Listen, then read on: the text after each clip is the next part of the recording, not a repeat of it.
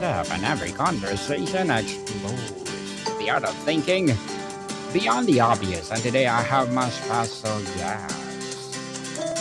He's the CEO of a New Zealand property buyers, helping 100 plus clients invest smarter and scaled 160 plus stores all under 5 years. None other than Mr. Hadley Nightingale. G'day, Daniel. Thanks for having me. Welcome again. Welcome back once again, Mr. Hadley, to one of my podcasts. So, can you please introduce more about yourself that I missed? The parts that you missed, mate. To give you some context here, based down in New Zealand, and for me, property sort of started back in 2007 when I bought my first property. Made a few bad decisions with that one, just didn't get the right advice, which led me to go and work in Australia where I could earn some more money, and the philosophy of go and work harder and work as many hours as you possibly can to pay for something that you've bought was sort of drilled into me and instilled from there. Whether that was the right or the wrong mindset at the time will tell. But from there, moved to Australia, went and worked in the agriculture sector there, drove road trains across Western Australia, and then ended up in mining before coming back to New Zealand in 2016, and then had a bit of a mindset shift around, hey, all this working for dollars can't be good, and it's not quite getting me the results that I want. So what do I need to change to do that? And it was about getting the right mentors and the right people around me, which I did. And then we restarted the property journey again in 2016, and then started the current company that we've got in 2020. And then that's grown from there to today of 2025. So I suppose that's the condensed version of the long story. Yes, and thank you so much for sharing your knowledge and wisdom to the world. Mr. Hadley, thank you. And today, let's talk about the hidden mistakes people make when buying property. You've been open about learning from your own ups and downs in property, including mistakes that taught you how to build wealth rather than lose it. Looking back, what was the most expensive mistake you made that you now see the other first time buyers repeating? That's the one you felt right at the time, but turned out to be completely wrong. Yeah, the biggest one was the first property purchase that I made. So this is back in 2007 with that I bought with my parents, because at the time I was earning sort of 13, 12 or $13 an hour back then, and that was at the time where banks would basically give you money if you could fog a mirror. And so we purchased that. The property price at the time was like $750,000 on $13 an hour. It seems absolutely mad, and there's not a hope that anyone would lend anyone, or the bank would lend anyone money in today's terms. But what happened with that is that we got really excited, really hyped up in the market, because this was just prior to GFC and prices coming back. But everyone was in such a hype around, they're not producing any more land. Price is never going to be the same. If you don't get in now, you're never going to get in. And that was very much the same as what happened in 2021, 2022. Um, and so this real scarcity gets drilled into people, especially when the market's at a high. So that happened, and then the market pulled back sort of 10 to 20%, especially on farmland, because we'd bought a farm. And with that, we also made some poor decisions, or poor business decisions, because we weren't, business people at the time. And so looking back now, if I've got some advice, or if I'd look back on my own journey, I would have gone, look, run, don't go near it. There's far too many moving parts, and you haven't got the experience to take on something like this. So the key thing is to get some advice around, or go and find some people that have done what you're looking to do and can steer you in the right direction, as opposed to getting caught up in the hype, and then getting taken away with that, and then you get caught in the long run. Interesting, Mr. Hadley. You talk about importance of getting unemotional, objective opinions like citation, previous, but most buyers fall in love with the property before they've done any analysis. At what point in the process does emotion become dangerous? And what's your personal protocol for being it keep check when your gut is screaming, "This is the one"? Yeah, it's always a tricky one, right? The investment property side of things is probably different uh, to owner occupied.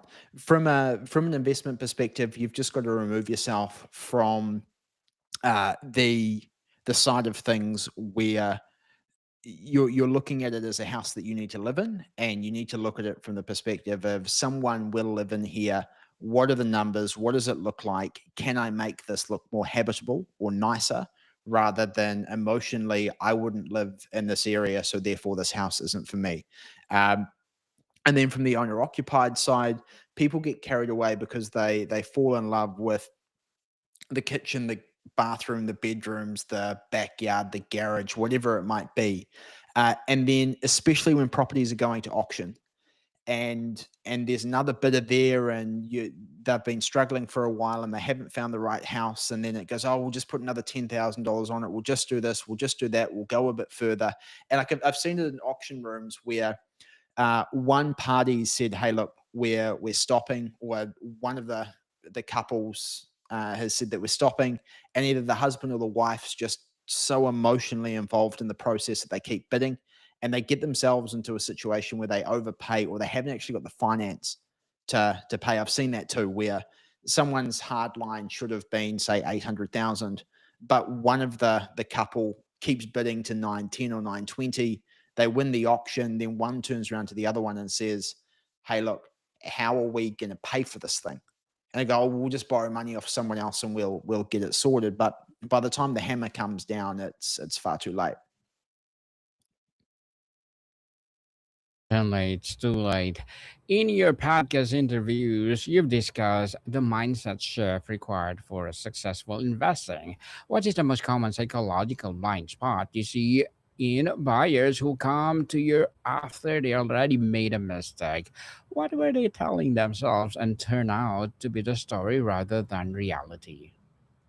Yeah, the biggest story that they tell themselves is, as I was talking about earlier, where the market gets hyped up, which hypes people up. I read in the newspapers that, or saw on TV that prices were going up, and now's the time to buy it. And they just get really caught up in the emotional hype of the whole process. But then what happens is that there then becomes a self fulfilling prophecy, so to speak, that people tend to not uh, buy counter cyclically. They'll go and they'll buy when property is coming up to a peak, or at the peak, and then what happens is that then prices drop off the back end, and then they just reinforce to themselves that property doesn't work. And someone else can say, well, look, we bought property in 2021, prices fell back um, 10 or 20%, and see, so property doesn't work. And then the same thing will happen 8 to 10 years later on the next cycle. That everyone will get hyped up. They'll purchase property again. They will have forgotten about the last time around.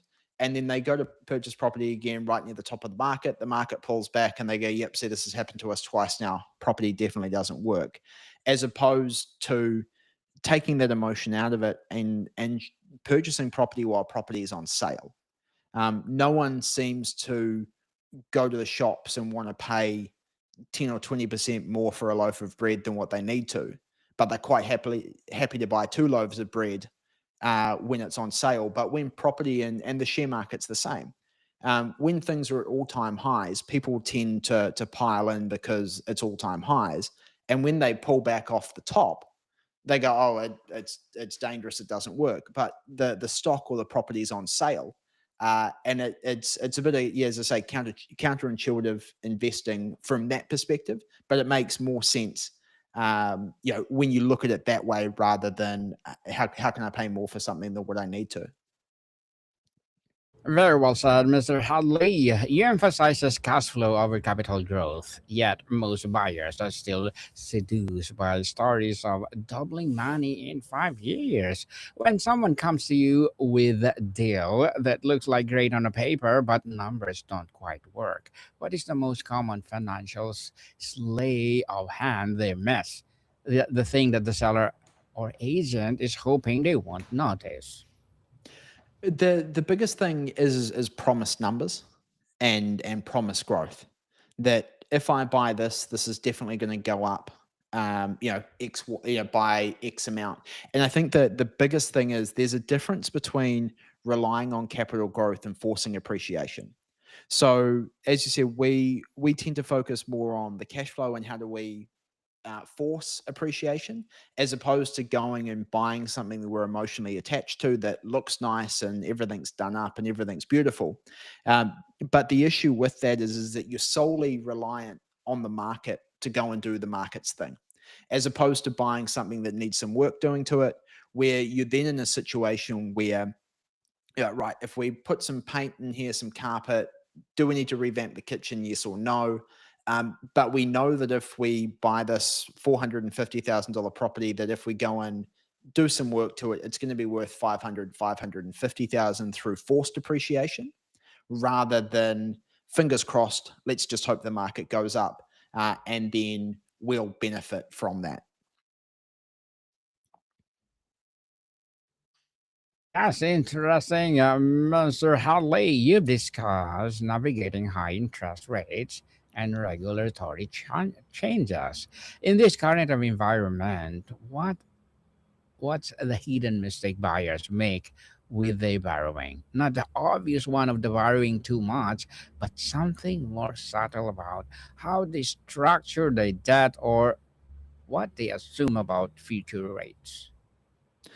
Yeah, I think at the moment, the biggest thing is that we've had a really big interest rate jump up from 4 to 7%, or sorry, from 2 to 7%, and the rates just stacked on really quickly, which caught people off guard.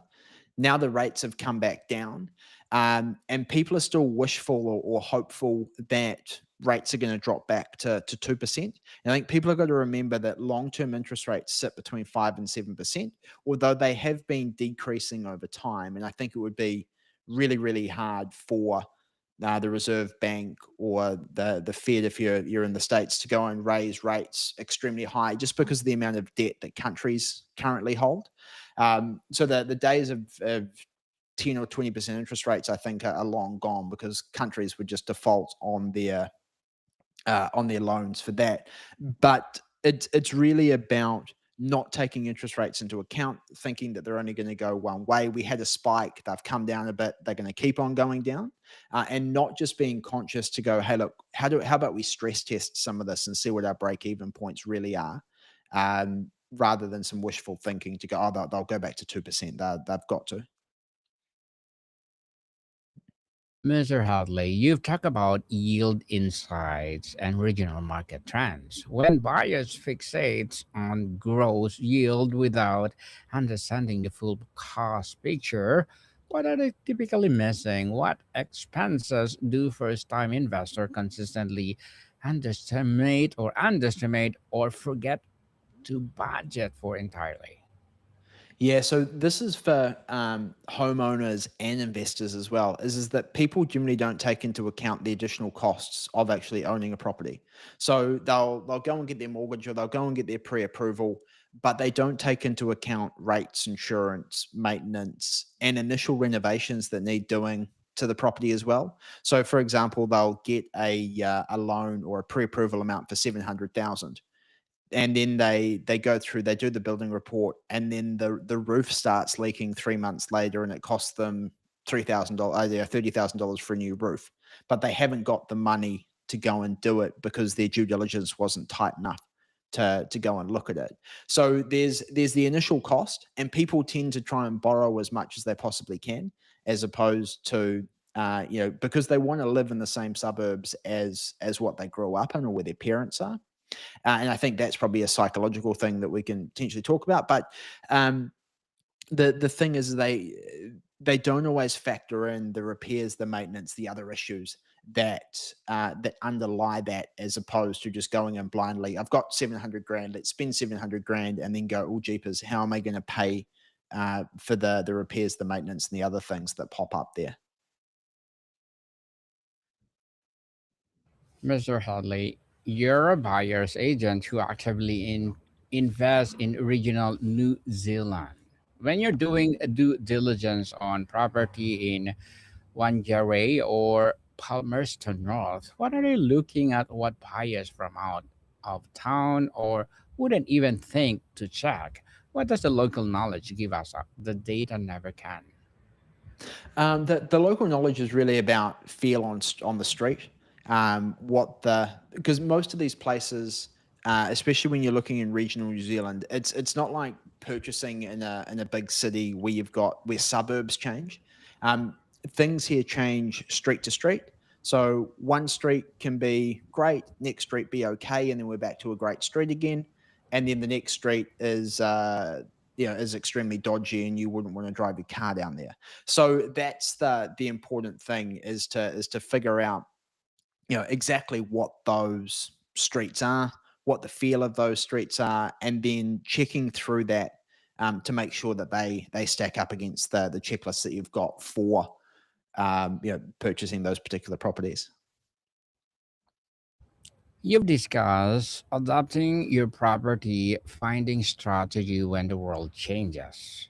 What's the Yep. mistake investors make when they fall in love with a particular strategy or negative gearing, renovation, or new builds and stick with it even after the market has shifted underneath them? How do you know when it's already strategy that's wrong, not just the execution?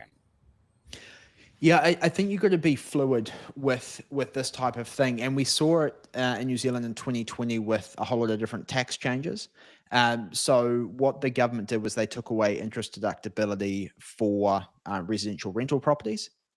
So the key thing when markets change or when taxes change is to then go and look at where the government wants you to put your money.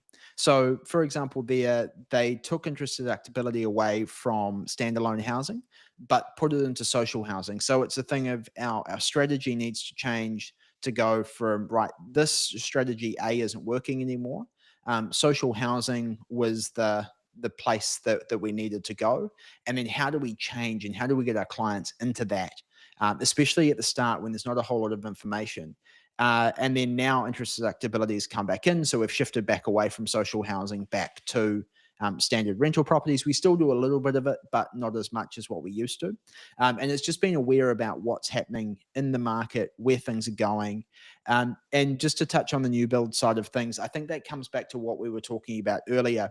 With the new builds, the thing to consider is that you buy a townhouse, but the townhouses look the same as the other townhouses and they're all brand new.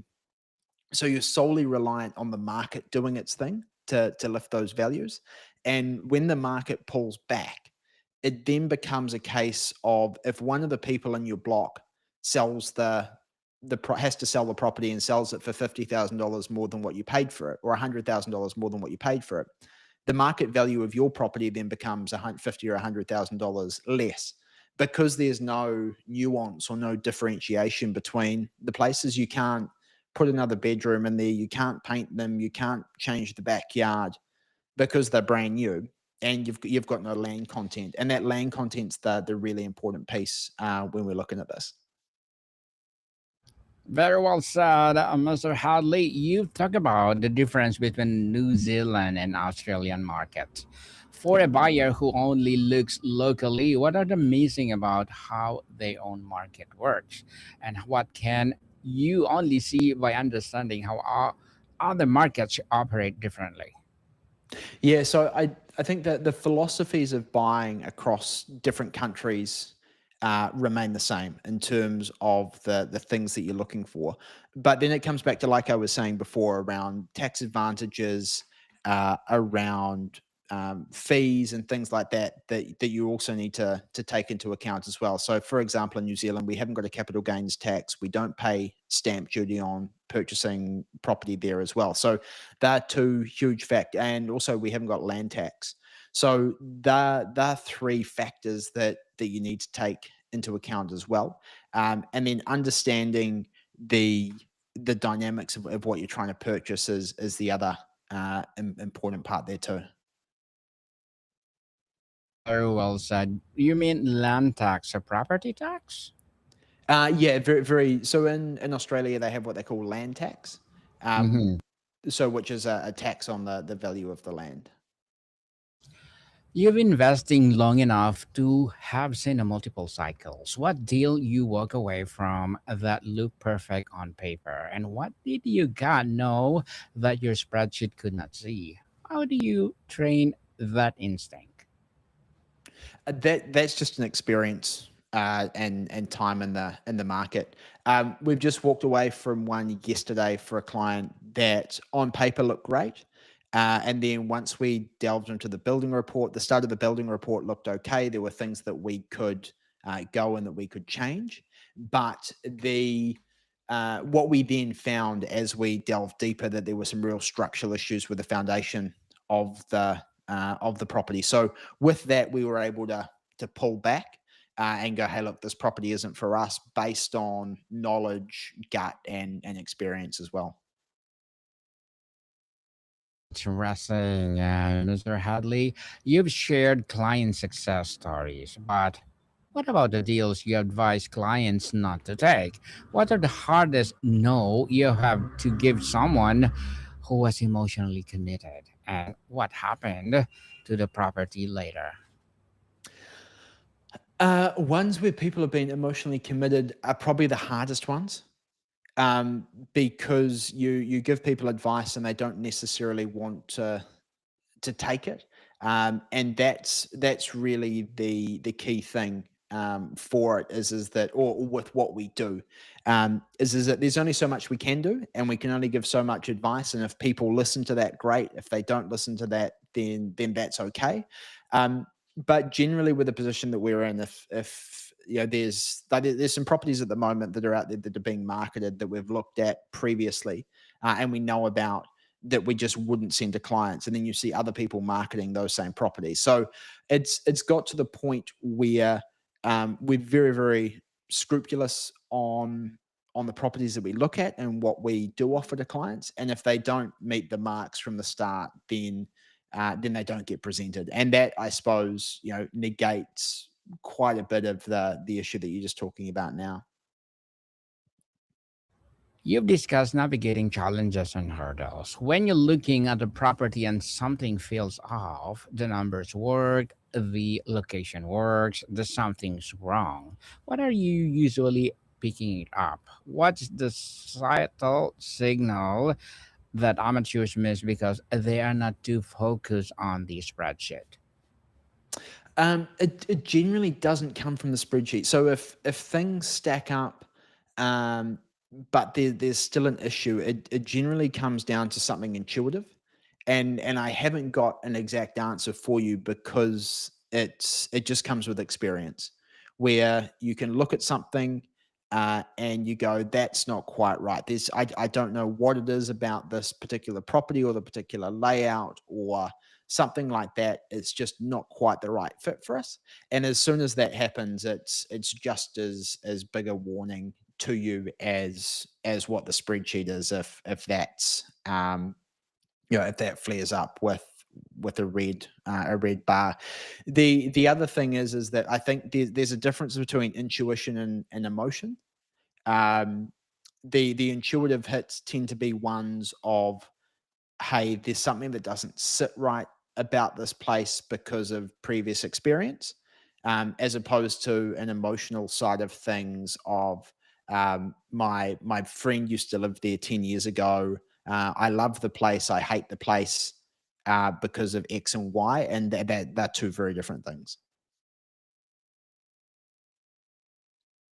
Beautifully articulated, Mr. Hadley. But before we wrap up the discussion for today, I'm inviting you to please do listen to my other podcast, people, because my abstract essay is already in sixth season, abstract poetry in a third season, and of course, my book 101 review in sixth season too, comedy 101 in fourth season, and of course, my food 101 in sixth season as well, geography 101 love letters, movie 101 review, music 101 our fifth season, science 101, sex 101 fourth season, and my baby podcast, Trivia 101, Motivation 101, Spiritual Awakening 101, Mental Health 101, and Law 101, Entrepreneurship 101, Coaching 101, of course, Bible Verses 101.